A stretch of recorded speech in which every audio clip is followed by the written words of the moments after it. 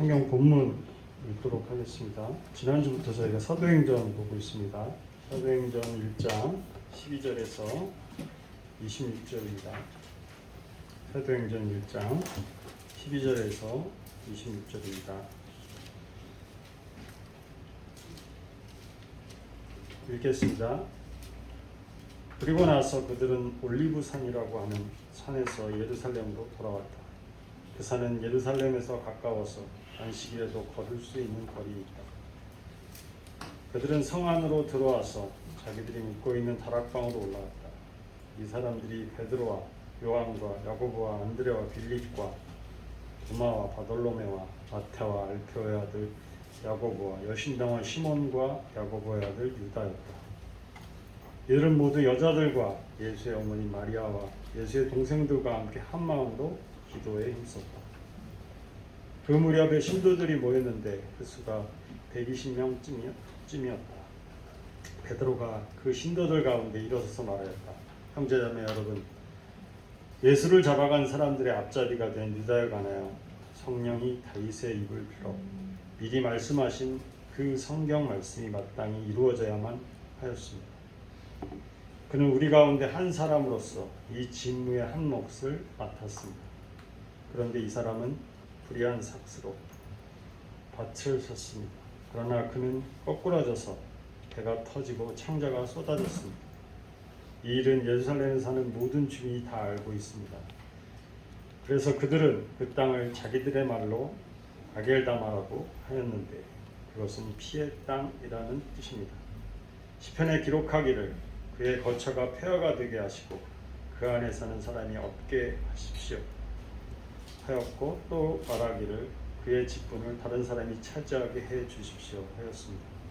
그러므로 주 예수께 우리와 함께 지내시는 동안에 곧 요한이 침례를 주던 때로부터 예수께서 우리를 떠나 하늘로 올라가신 날까지 늘 우리와 함께 다니던 사람 가운데서 한 사람을 뽑아서 우리와 더불어 부활의 증인으로 삼아야 할 것입니다. 그리하여 그들은 바사바라고도 하고 유스도라고도 하는 요셉과 마띠아 두 사람을 앞에 세우고서 기도하여 아뢰었다. 모든 사람의 마음을 다 아시는 주님께서 이 두 사람 가운데서 누구를 뽑아서 이 섬기는 일과 서도직의 직분을 맡게 하실지를 우리에게 보여주십시오. 유다는 이 직분을 버리고 제 갈 곳으로 갔습니다. 그리고 그들에게 제비를 뽑게 하니 마띠아가 뽑혀서 11사도와 함께 사도의 수에 들게 되었다. 아멘.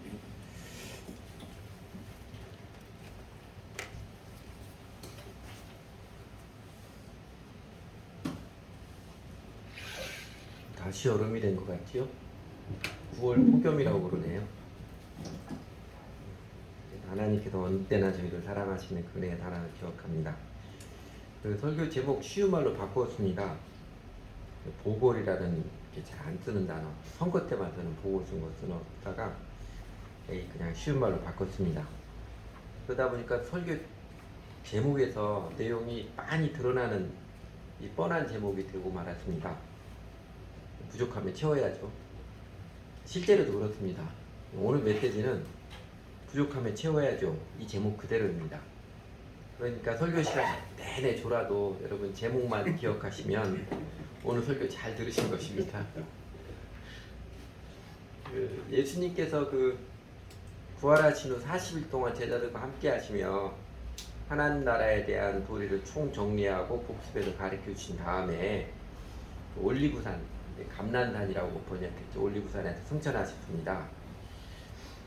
그러면서 너희가 하나님의 나라에 대한 비전으로 가슴이 뛰며 당장이라도 세상으로 뛰쳐나가고 싶겠지만 그러나 성령님께서 오시기까지 너희 기다려라. 그 말씀에 따라서 제자들은 성령님 오시길 기다리고 있었습니다. 그 기다림의 기간이 열흘이었죠. 열흘 동안 기다렸는데 그 열흘 동안 제자들에게 있었던 일들 중에 유일하게 기록된 일이 오늘 본문입니다. 가룟 유다의 자리를 대신하여서 마띠아를 새로운 사도로 선출한 것입니다. 말하자면 낙마한 사도, 아주 불행하게 낙마한 사도 한 명에 대한 보궐 선출을 한 이야기입니다. 예수님께서 올리브산에서 승천하시자 제자들은 그 예루살렘으로 이동하여서 그들의 이제 공동 숙소인 마가네 집 다락방이죠. 마가네 집 다락방으로 갔습니다. 이게 예루살렘 지도인데, 예수님 당시 지도인데, 여러분 보시고 오른쪽 맨 쪽에 겟세마네 동산이 있고 이 아래 올리브산이라고 있죠. 그래서 올리브산에 저 아래 보면 저 빨갛고 하얗게 게 500m니까 올리브산에서 예루살렘 성까지 1km가 안 됩니다. 물론 이렇게 약간 골이 있어요. 그 아래 가는 게 기드론 골짜기고, 지금 예루살렘 가면 요 아래 다 무덤들이 있습니다. 유대인들은 그 메시아가 오시면 자기들이 제일 먼저 일어난다, 예루살렘이 더 일어난다 이거 아주 엄청나게 비싼 묘자리들입니다. 유대인들 그 관례에 따르면 안식일에 1km 정도의 거리는 이동할 수 있었습니다. 네, 올리브산과 예루살렘은 1km가 안 되는 매우 가까운 거리였지요. 이게 중요한 게 아니니까요. 그리고 이제 13절에서 마가의 다락방으로 한 제자들 이름이 쭉 열거되었지요. 근데 이들 가만히 보면 예수님의 그 12제자 중에 가룟 유다 제외한 나머지 11명 사도들의 이름입니다. 그리고 이제 14절, 15절에서는 이 11사도들과 함께 했던 신도들, 여자도 포함해서 모두 한 120여 명이었음을 알려주었습니다. 여러분, 이들 중에는 우리가 이제 추정하건대 삭개오도 있었을 것이고, 예수의 어머니 마리아뿐만 아니라 막달라 마리아, 또 다른 마리아, 또 마르다 이런 사람도 있을 것이고, 아리마대 사람 요셉도 있었을 것이고, 니고데모도 있지 않았을까요? 그리고 이제 성경에 나오는 여인들, 복음서나 수산나, 요한나, 또 구레네 시몬, 그리고 또 예수님으로부터 이렇게 고침받은 사람들 아마 다 포함됐을 것입니다. 그리고 사마리아 여인도 여기까지 막 쫓아오지 않았을까요? 사마리아 선다가 예루살렘까지 쫓아오지 않았을까 싶습니다. 그렇게 이제 120여 명이 그 제자들의 날마다 모여서 한 마음으로 기도에 힘쓰며 주 예수님 약속을 기다릴 때 베드로의 마음에 반복해서 어떤 느낌, 깨달음이 있어서 마침내 그가 일어나서 그 제자들에게 여러분 우리가 이것은 해야 하지 않겠습니까? 하고 제안 설득을 하지요. 그 베드로의 제안 설명이 16절에서 17절, 18절, 그 다음에 19절, 20절, 21절, 22절까지지요. 요는 그거죠. 주 예수님의 12사도 중에 아주 끝까지 회개하지 않은 가룟 유다는 결국 비참한 최후를 맞이해서 12사도 중에 한석이 궐이 났으니까 우리가 그를 대신해서 부활의 증인을 감당할 새로운 한 사람을 뽑자는 것이었습니다. 사도 우리 원래 12명이었고 우리 민족 지파도 저쪽 이스라엘 때부터 야곱에서부터 12지파인데 한 명 빠지니까 좀 허전하고 거시기 하지 않아요? 한 명 우리가 채웁시다 이렇게 제안을 한 거죠. 베드로의 제안 설명에 다들 이의 없이 찬성하여서 120여 명의 제자들이 베드로의 제안한 것처럼 처음부터 주님과 제자들과 늘 함께 했던 사람들 중에 부활의 증인으로 합당한 사람을 복수로 추천을 하고, 그 중에 이제 요셉과 마띠아 두 사람 중에 하나님 보시기에 적합한 사람이 뽑히도록 기도하고, 그리고 제비를 뽑으니까 마띠아가 뽑혀서 마띠아를 12번째 사도로, 11사도와 함께 사도로 세웠습니다. 23절에 26절. 오늘 이야기는 아주 간단한 것이지요. 다 같이 모여서 예수님이 약속한 성령님 오시기 전에 모여서 기도하면서 유다 자리를 대신한 새로운 사도 한 사람을 보궐에 뽑은 이야기입니다. 근데 이 일에 대해서 성경학자들의 해석이 좀 분분합니다. 잃어버린 사도 한 명에 대한 보고 선출한 일에 대해 이게 좋은 거냐 나쁜 거냐 의외로 해석이 분분합니다. 여러분 생각에는 어떻습니까? 베드로와 제자들이 필요한 일을 한 것 같습니까? 아니면 그냥 기다리면 되었지, 예수님이 그런 거 하라고 하지도 않았는데, 그 베드로와 제자들이 그 열둘이라는 그 고정관념, 인간적인 관념에 대해 있어서 그가 했다고 잘못한 것은 아니지만 안 해도 되는 일 했다고 여겨지지는 않나요 혹시? 흥미로운 것은요, 이 이후로 사도행전에 사도 마띠아에 대한 이야기가 한 번도 나오지 않습니다. 그래서 어떤 성경학자들은 이게 별 의미 없는 일이다. 안 해도 되는 일인데 그 베드로의 조급한 성격 때문에 했던 일이다. 또 유대인들에게 여전히 12 숫자에 매이는 마음 때문에 한 것이다. 그렇게 해석하기도 합니다. 그런데요. 사도행전에 그 행적이 기록되지 않은 사도가 마띠아뿐만이 아니지요. 다른 11 제자들 중에 그 행적이 기록된 사람은요. 이름이 기록된 사람은 베드로, 야고보, 요한 요 세 사람밖에 없습니다. 사도행전 15장에 예루살렘 회의할 때 사도들이 다 모였지만 이름은 나오지 않아요.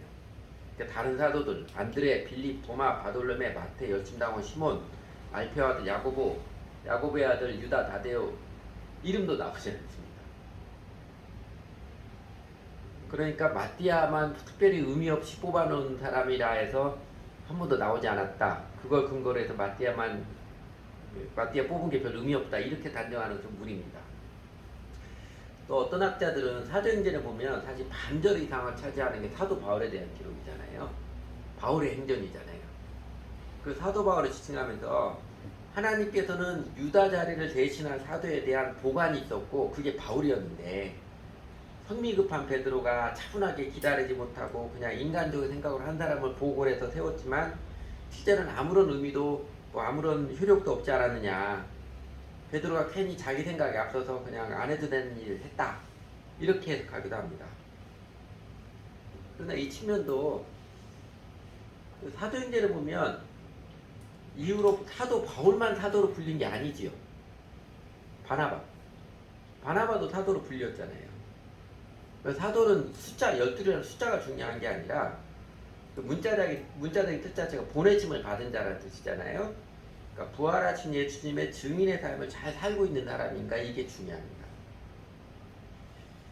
하나님은 사실 숫자에 민감하지 않은데 유대인들이 12이라는 숫자에 매우 민감하고 얽매인 것 같습니다. 그러니까 이스라엘이 12지파로 구분되어 왔듯이 유대인들은 12에서 하나 모자라거나 하나 많으면 불안했습니다. 그래서 12를 하나님의 수, 13은 마귀의 수 뭐 이러잖아요. 그러니까 베드로도 다른 제자들도 이렇게 마띠아를 12번째 사도로 보고를 해서 세웠을 때 어땠을 것 같아요? 아마 그 유대인들 마음은 다들 평안했을 것 같아요. 12사도 중에 하나가 부족한 것에서 오는 그것도 아주 끔찍하게 배반을 하고 끔찍하게 죽은 가룟유다 때문에 그래서 자꾸 기억나면 그 일말의 그 불안감들을 마띠아로 보고를 해서 해소했을 것입니다. 하지만 하나님께서는 자연스럽게 유대인들의 인습과 전통이 가져다 준 강박관념이죠. 이것들을 또 이제 그 강박관념이 여러 가지인데 안식일 지키는 거, 12이라는 숫자에 연연하는 거, 또 유대인들은 우리는 하나님의 선택받은 백성이라는 이 프라이드, 이 관념 등을 하나님께서 사실은 헐어버리시고 예수님의 제자들이 실제 리얼리티를 중시하도록 가르쳐 주시고 이끌어 주셨습니다. 그러니까 복음서에 나타난 주 예수님께서도 그러셨죠. 일부러 안식일 범하기도 하시고 이러는 것처럼. 그리고 사도행전에 나타난 성령님께서도 제자들을 이끌으시면서 그렇게 인간적인 전통과 인식이 가져던 강박관념을 뛰어넘어서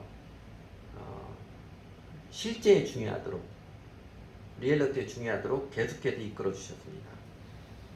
그러나 아직 연약한 제자들이 12사도 중에 하나가 비어서 그것도 안 좋게 사고가 나서 뭐가 부족하다고 느끼고 계속해서 좀 불안하고 아쉬움을 느끼는 마음을 하나님께서 이해해 주셨으리라 여깁니다.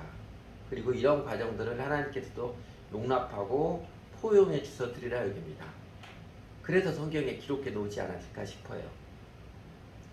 그런데요, 성경학자들이 그냥 했던 이야기 떠나면은요, 그냥 보편적 원리로 그 베드로나 유대인들 느꼈던 것처럼 자신의 마음에서든 눈에 보이는 것에서든 부족함을 채워야죠. 이게 자연스럽지 않나요? 마음에 크게 부족함을 느껴서 올바르게 아름답게 채워가는 과정을 아마 하나님께서 나쁘게 여기지 않으셨을 것입니다. 우리 하나님께서 흐뭇하게 바라보고 지켜보셨을 것입니다. 그들을 충분히 품어주시고 격려해 주셨을 것이라 여깁니다. 그리고 여러분 사실 우리가 예수를 믿은 그리스도인의 인생은요 온전함을 추구하는 과정이지요. 우리 주 예수님께서 산상수훈 중에 마태복음 5장 별로 5장 48절에서 그러므로 하늘에 계신 너희 아버지 온전하신 것 같이 너희도 온전하라. 결론적으로 매듭으로 말씀하셨듯이 우리 예수쟁이들은요 평생 예수님의 제자 배우는 자로서 온전함을 추구하는 자들입니다. 제가 여러분들에게 한 달에 한 번씩 제 기도 제목 기도해달라고 부탁을 하면서 매번 첫 번째로 하는 게 그리스도의 제자로서 정신이 퇴색되지 않도록 잃어버리지 않도록 기도해달라는 게 제일 첫 번째는 제가 예수님을 배우는 자로서 그 정신을 잃어버리지 않도록 그 부탁입니다. 근데 당연히 우리 그리스도인들은 살면서 내 부족함을 느끼고 발견할 때마다 채워가는 게 올바르고 건강한 신앙생활입니다. 여러분 부족한데도 채우지 않고 그냥 뭉개고 살면 어떻게 돼요? 그러면 노숙자까지 전락할 수 있습니다. 여러분도 그런 경험이 있는지 모르겠는데 우리 자라면서 그런 경험 조금씩 다들 있잖아요. 화장실 양변기 그 변기 안에 줄 끊어지면 이렇게 내려도 물 안 내려가잖아요. 그럼 어떻게 해야 돼요? 이렇게 세수대에다가 물 받아 부어야지 물 내려가잖아요. 그 다음에 저거 고쳐야지. 줄 고쳐야지. 그 천물점 가서 이제 1,000원짜리 하나 해가지고 같이 매면 됩니다. 근데 안 고치면요. 바로 고치자면 대하로 물 붓는 게 익숙해져가지고 일주일 한 달 가도 대하로 물 붓고 생각하는 경우가 간혹 있습니다.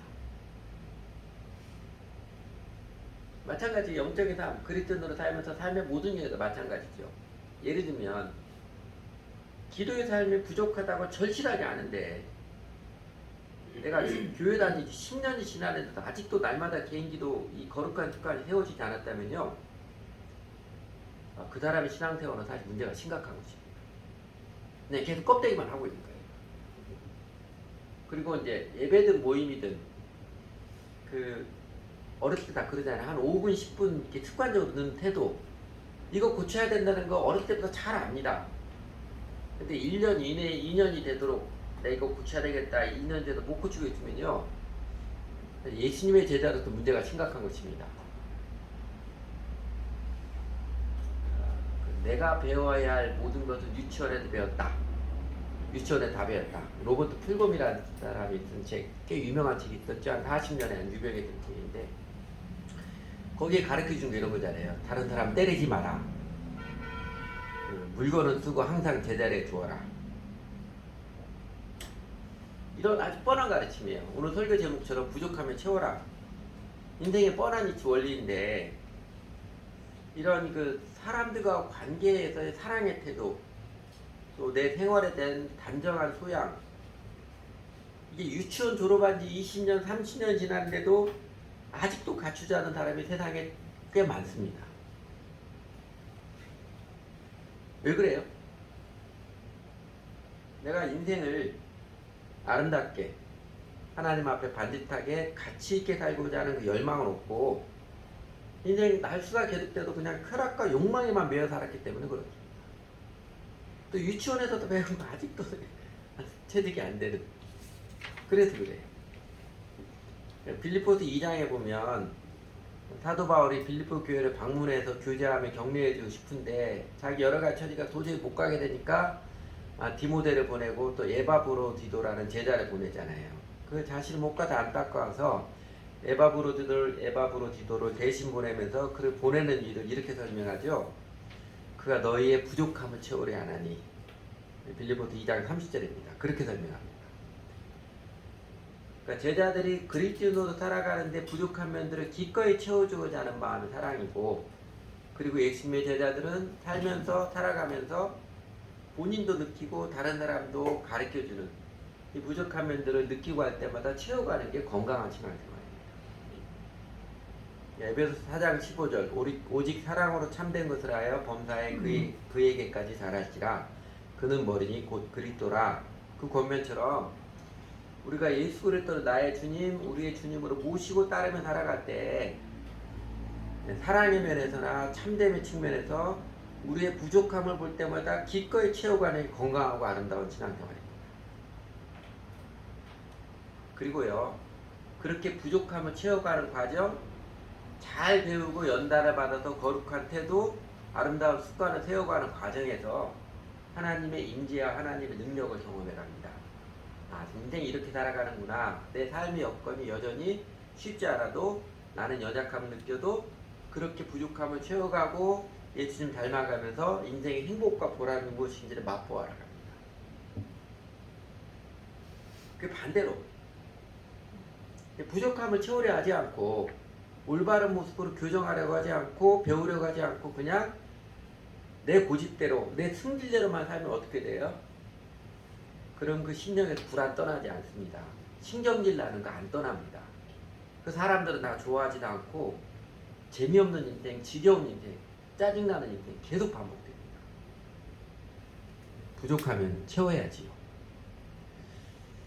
그리고 오늘 본문에서는요. 지금 이게 사도행전 1장, 2장이 성령님의 역사에 따라 첫 교회가 세워지는 과정이잖아요. 그러니까 교회적으로 이런 측면도 생각해 봐야 합니다.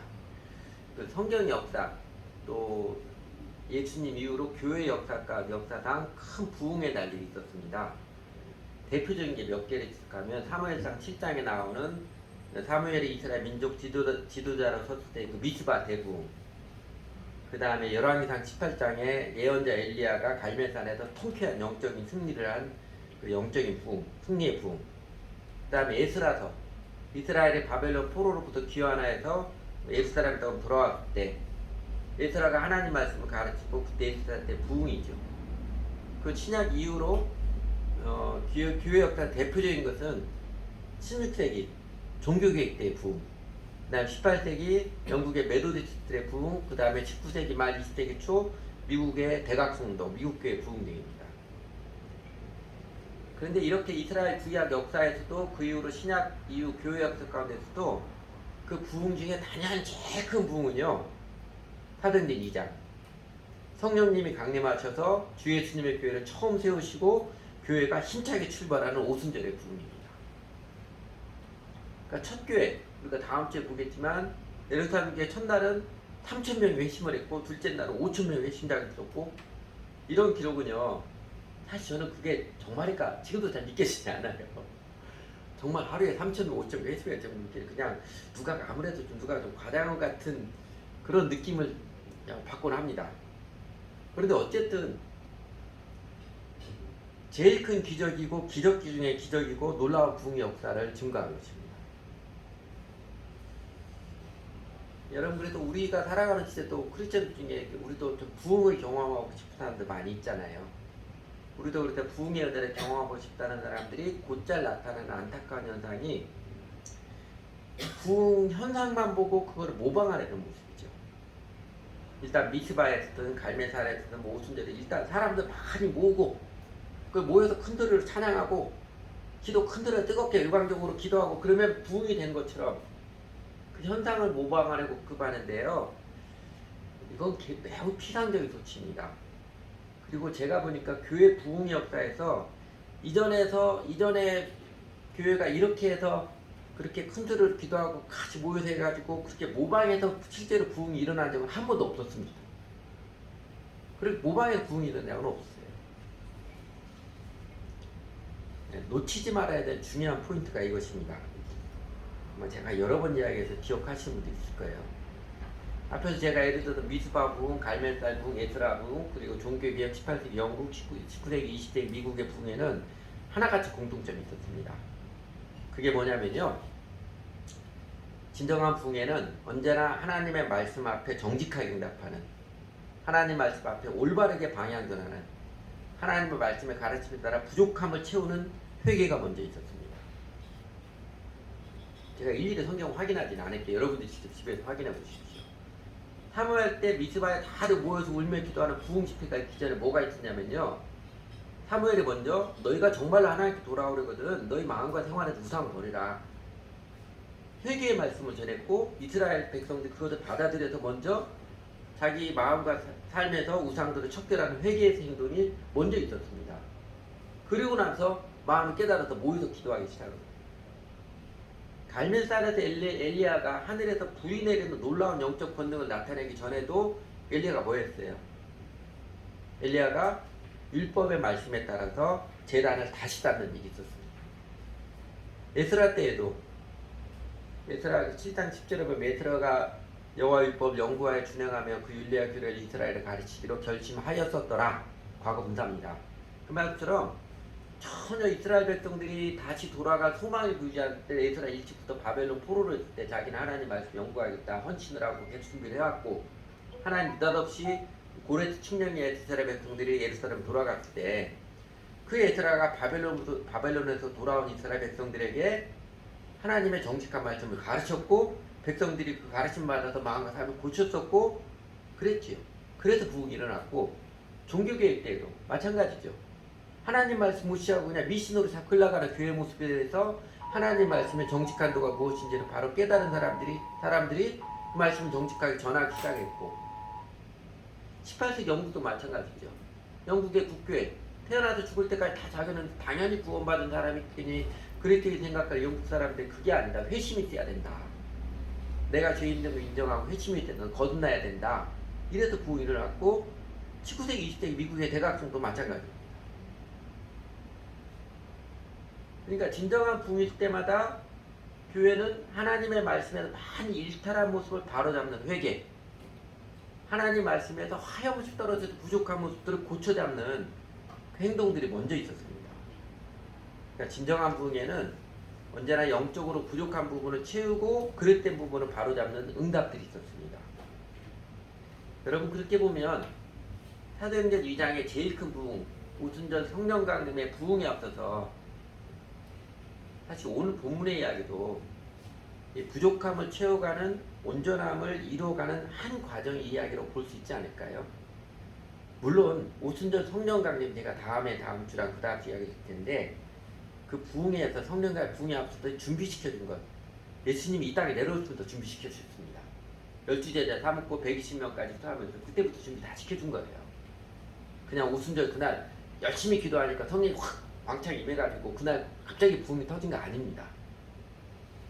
그러니까 지금 오늘의 본문의 사건도 부족함을 채워가는 온전함을 이뤄가는 사도들과 제자들의 마음이 부족함을 느끼면서 채워가는 그런 배움의 마음 준비가 되었던 그런 과정의 이야기로 볼 수 있는 것입니다.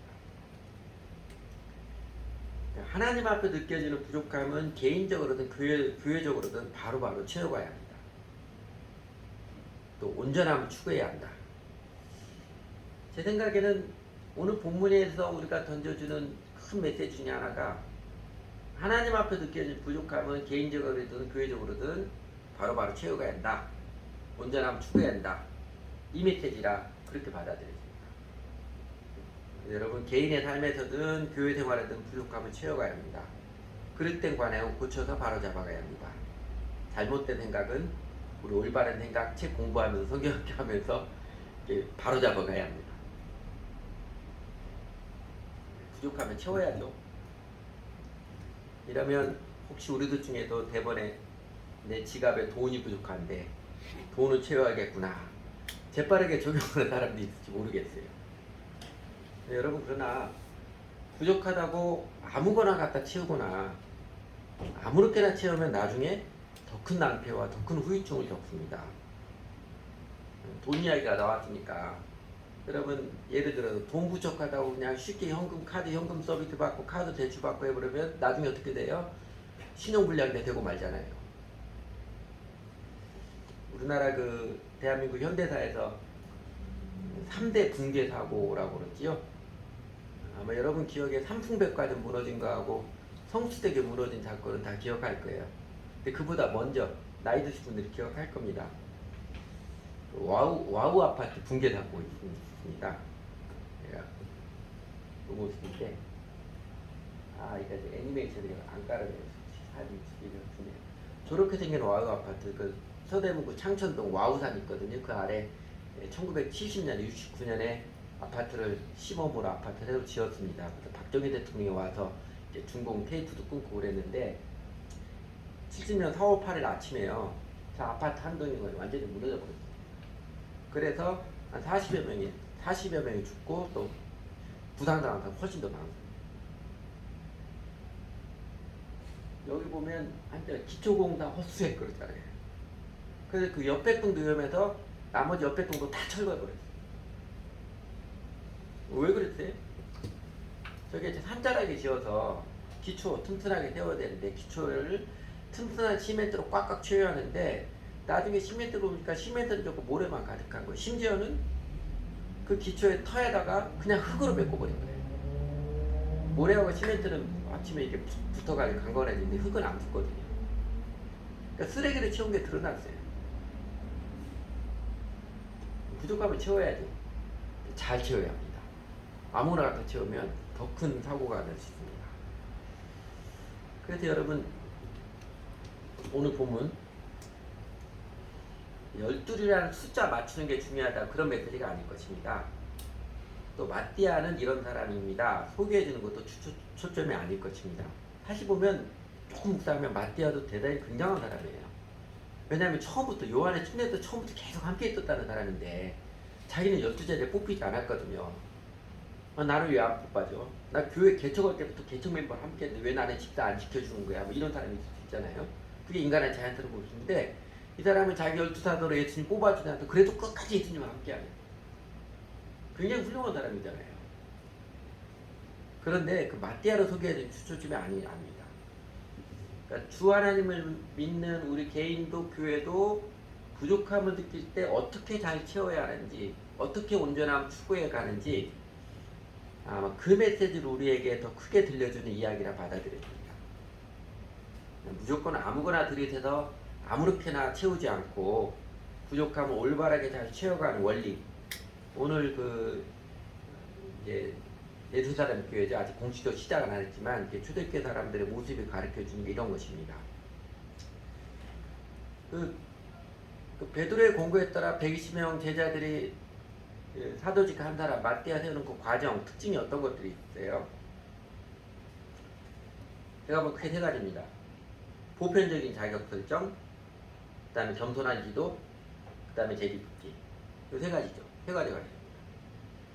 그러니까 합리적인 자격을 심사하는 기준을 설정을 하고 또 조금 더 보면 이게 자기가 하겠다고 자기 출마가 아니라 타인들이 추천하죠. 내가 하겠다 출마에 타인들이 추천하고 그리고 누가 될지 모르는 누가 되어도 다 받아들이는 제비뽑기. 이게 초대교회 제자들이 사도를 보고라는 방법 세 가지 특징이었습니다. 다시 이야기하면 처음부터 함께해서 어느 정도 잘 배운 사람 그리고 준비가 된 사람이라는 자격 기준 다 같이 하나님께 기도해서 내 생각과 내 판단을 내려놓는 꼭 이 사람에게 된다 우기려는 이런 거 내려놓는 겸손한 태도 그리고 제비뽑기 통해서 내 성향 내 취향과 달라도 하나님의 뜻을 기꺼이 받아들이는 이 모습입니다. 그리고 자세히 보면 이 방법은요 인간이 뿌리 깊게 갖고 있는 것 자기 자신이 높아지고자 하는 자기의 욕망을 원천적으로 배제하는 과정입니다. 우리나라 사람들은 완장 채워주면 좋아한다고 그러잖아요. 우리나라 사람은 그러지 않아요. 교회든 사회 어디 가나 자기가 높은 자리에 가고 중심이 되는 건 인간의 원천적인 욕망입니다. 자기의 욕망입니다. 그런데 이런 방법은요 교회 공동체 안에서 길을 쓰고 어떻게든지 자기 자신 높아지거나 이런 욕망을 원천적으로 차단해버리잖아요. 그런가 하면 이 방법은요 자기가 준비되지 않은 채 태도든 성품이든 뭐든 준비되지 않은 채 자격이 구비되지 않았으면서도 길을 쓰고 자리만 차리하려고 하는 자기가 높아지려는 그 욕망을 아주 원천 봉쇄하는 방법이에요. 아주 자연스럽게 막는 방법이에요. 또 한편으로 이 방법은요 왜 그런 사람이 있잖아요. 아니 난 그냥 조용히 살랍니다. 앞에 나서기 싫어하는 사람들 있잖아요. 이 사람도 굉장히 겸손한 것 같지만 그렇지 않은 사람도 있습니다. 그냥 모든 거 뒤로 물러나게만 하는 이 소극적인 성향 이거 게으른 영혼의 성향일 수도 있습니다. 그 게으른 영혼의 소극적인 성향을 치유해주는 과정입니다. 사람들 추천해서 제일 부분 해야 되잖아요. 또 하면 또 잘해요. 이런 과정이기도 합니다. 여러분 교회 목사도 나라 대통령 정치 지도자도 이런 방법을 선출하면 하나님 나라가 실현되는 것일 것입니다. 그러니까 기본적인 자질 심사에 따라서 복수를 추천하고 그리고 내가 되겠다고 자기 출마가 아니라 오히려 그런 사람을 지키지 않고 다른 사람들 다 추천은 당신이 꼭 해야 됩니다. 이런 사람 추천을 받고 이러면 인간의 추잡한 권력 다툼, 욕망 다툼은 많이 사라질 것입니다. 그리고 특히 교회에서도 교회에서 이렇게 직분자를 세우는 이런 과정은요, 교회 교인들 전체에게 교회의 직분은 계급이 아니라 섬김의 자리임을 인식해야 하는 그런 분위기를 형성케 해야 될 것입니다. 그러니까 당연히 그런 분위기에서는 사람들이 자기 부인이죠. 셀프 디나이얼. 자기 부인의 바탕 위에 내가 잘 준비된 자로, 성숙한 자로 준비되는 그 열망을 갖게 될 것입니다. 당연히 예수를 주님을 믿는 오늘 우리들의 교회 내에서 이 정신과 철학은 본받아서 추구해야 하고 방법은 창조적으로 만들어내야죠. 꼭 요 방법 그대로만 하지 않더라도. 그러나 이 정신과 철학을 본받아 추구해야 하고 나아가 그 교회에서 그렇게 하는 아름다운 모본이요, 욕망 다툼의 아수라장을 보고 있는 직장, 사회, 국가, 정치판에 도전이 되고 빛이 되어서 직장의 지도자도 사회의 지도자도 나라의 정치 지도자도 이렇게 직분이 계급이 아니라 섬김의 자렘을 인식하게 하는, 실제적으로 받아들이게 하는 것. 그래서 사회 분위기가 맑게 하는 게 하나님 나라의 운동입니다. 그리고 사실 이것을 위해서 부족한 것을 잘 채워가는 추구가 우리에게 준 과제이고, 그 추구를 들어가는 사실 자체는 기쁜 일이지요. 기쁜 일입니다. 이 초대교회 사람들 여러분, 이런 과정을 거쳐서 마띠아를 사오도로 보고를 했을 때 마음들이 어땠을 것 같았습니까? 제가 보기에는 그 중에 우리 괜한짓 했다 이런 사람 한 사람도 없었을 것 같아요. 그죠? 오히려 이런 아름다운 절차를 거쳐가지고 마띠아를 또 그 12번째 사도로 다시 보고를 세웠을 때 다들 기뻐했을 것 같아요. 다들 은근히 갖고 있는 불안감들이 해소되고 하염없이 기뻐하고 그랬을 것 같아요.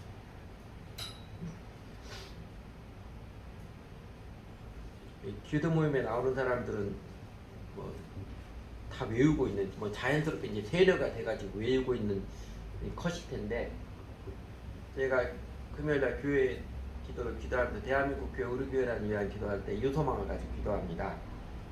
저희 교회가 맑은 문 작아도 맑은 문 근원이 되고, 저희 교회 모습 통해 하나님께서 대한민국 교회에 느님이 내리듯이 영적 각성을 일으켜 주셔서 지나간 교회의 역사처럼 교회가 영적으로 각성하면 그 교회가 통한 사회가 도덕적인 각성이 일어납니다. 그 우리나라 국가 사회에 정의가 바르게 되는, 도덕이 바르게 세워지는 도덕적 각성이 일어나고, 이것이 그 정의의 기둥에 따라서 평화의 장막이 널리 펼쳐나서 남북 간의 평화적인 관계가 정착되고 더 나아가 평화적인 통일이 되어지고, 그리고 더 나아가서 이 패권다 탐을 미국과 중국이 참여했던 우리나라 우리 민족 역사가 그들에게 하나님의 평화를 전하는 평화의 축이 되고, 이러므로써 하나님이 살아계시고 하나님 역사의 주인이신 증거하는 세계 성도를 놓고 저희가 이 소망을 품고 기도를 합니다. 그러면요, 저희가 이 늦은 비 내리듯이 대한민국 교회 각성과 회개, 진정한 부흥을 기도하는 우리 교회, 부족한 모습을 보여주실 때마다 우리도 채워가야지요. 우리 교회 여전히 사람 숫자 채우는 게 우선 아닙니다. 우리 교회가 과연 하나님 나라를 잘 담고 있느냐, 예수님의 가르침에 비추어서 부족한 부분을 보여줄 때마다 고쳐가고 바로잡고 채워가야 합니다. 여전히 우리 교회도 질적인 면에서 부족함을 채워가는 게 우선입니다. 정말 감사한 것은요, 저희가 참 아둔해서 시간이 좀 많이 걸렸지만 27년 지났는데도 별 차이가 없는 것 같은 그래도 27년 전에 비하면 그래도 상당한 차이가 있긴 있었습니다. 좀 많이 걸렸지만 주님께서는 지금까지 저희에게 예수님 믿고 따르는 정직한 도가 무엇인지 하나씩 잘 가르쳐 주셨습니다. 이전에 우리가 선배로부터 배웠던 것, 그냥 쉽게 배웠던 것에 예수님 가르침이 그거보다 쉽게 말해 그가 아니다, 사실은 이거다, 그렇게 가르친 정직한 도도 있잖아요. 그러니까 우리가 좀 꾸물거리고 문기적거리고 할 때에도 우리 주님께서 포기하지 않고 기다려주시고 마침내 예수를 믿는 게 뭔지, 신앙생활을 어떻게 하는 것인지, 교회는 어떻게 세워가는 것인지, 교회는 무엇을 기도하며 무엇을 향하여 나아가야 하는지 하나씩 깨우쳐 주시고 새겨 주시고 우리가 적용해 하셨습니다. 부흥은 인간이 만들어내 주는 게 아닙니다. 우리가 광부도 한다고 부흥되는 거 아니에요.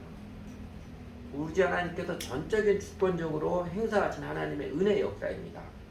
그러니까 광적으로 기도한다고 부흥 만들어지는 거 아니에요. 그 광적으로 이렇게 막 체온이 오르고 그래가지고 뭔가 뜨겁고 뭐 이렇게 느끼고 그럴 수는 있어요. 근데 그거하고 부흥은 전혀 다른 것입니다. 또 극단적인 수도 극단적인 고행을 한다고 하나님께서 부흥을 내려주는 것도 아니에요. 사실은 교회 성장도 마찬가지입니다. 부흥도 교회 성장도 인간이 만들어내준 게 아닙니다. 그냥 우리가 하나님 나라를 담아간다면, 예수님의 가르침에 정직한 응답을 계속해 들어간다면 교회 성장도 부흥도 하나님께서 알아서 자연스럽게 이루어주신 하나님의 은혜의 선물입니다.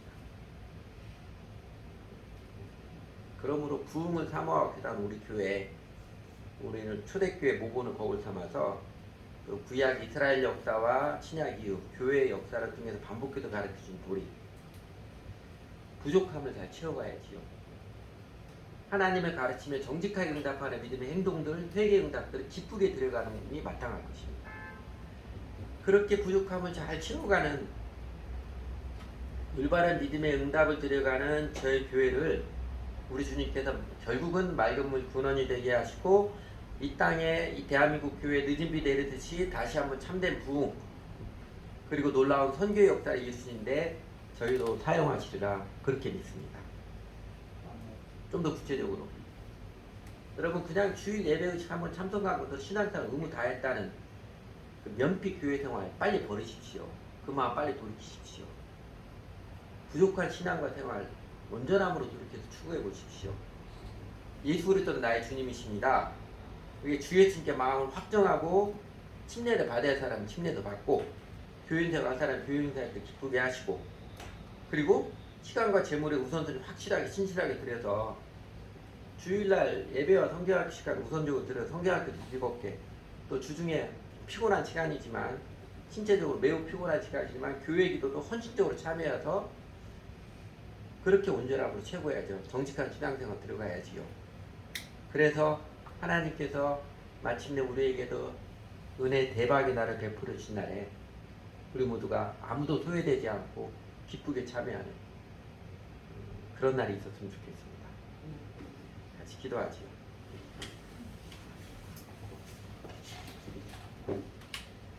또 한번 같이 기도할까요?